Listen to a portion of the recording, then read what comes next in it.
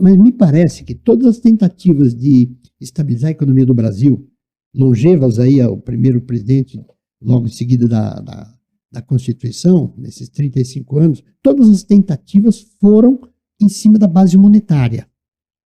Buscou-se ali com a base monetária ajustar essas questões dos componentes importantes para o crescimento econômico, taxa de juros, inflação, câmbio.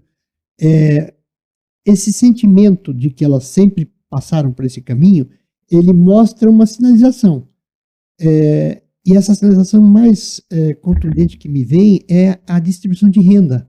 Nós tentamos por vários anos, eu estou falando de 30 anos, 35, depois da Constituição, estabilizar a nossa economia e mexemos na base monetária. Mas a distribuição de renda ainda é ruim. O que você enxerga disso? Se eu estou errado, me corrija, por favor. A sua pergunta é boa porque ela nos remete à questão do sistema de metas de inflação, né? O sistema de metas de inflação, que é o que a gente opera hoje, eu costumo brincar que é o pior sistema que existe, exceto todos os outros, né? Ou seja, ele é uma regra muito boa, assim, na medida em que, se a gente comparar com outras regras, elas são ainda piores, né? O que diz o sistema de metas de inflação? Que o Banco Central sobe a taxa de juros quando a inflação está fora do controle. É bem simples, todo mundo entende.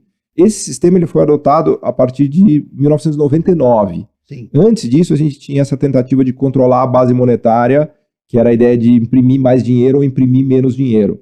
Os economistas viram na prática que é difícil controlar a inflação apenas olhando a base monetária. Por isso que a gente migrou para um regime, para um sistema que é um pouco mais prático e pragmático, que é esse de metas de inflação. Então o Banco Central ele não está menos preocupado em controlar a base monetária, a quantidade de dinheiro que está na economia, e ele está mais preocupado em olhar como está a inflação de verdade. Porque tem vezes que a inflação sobe mesmo sem imprimir dinheiro. Por exemplo, o preço do petróleo na pandemia foi de $20 para $120. Sim.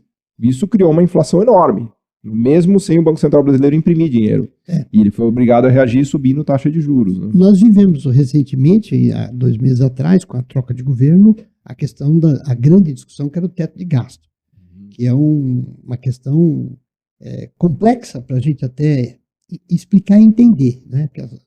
E a questão central o governo é caro, Paulo, ele custa caro, ele gasta muito, e a sociedade, ela quer mais, ela sempre pede, eu quero mais que o governo me entregue, SUS, faculdade, tudo gratuito.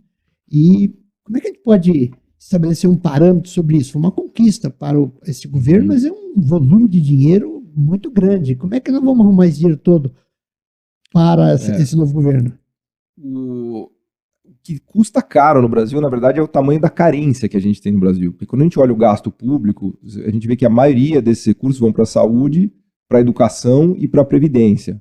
Então, na verdade, o custo social é o custo da pobreza e da carência que a gente tem no Brasil. Mas ela impede que, por exemplo, que a gente não tenha investimento público, que é o que gera emprego, facilita, instrumentaliza o crescimento, não é isso?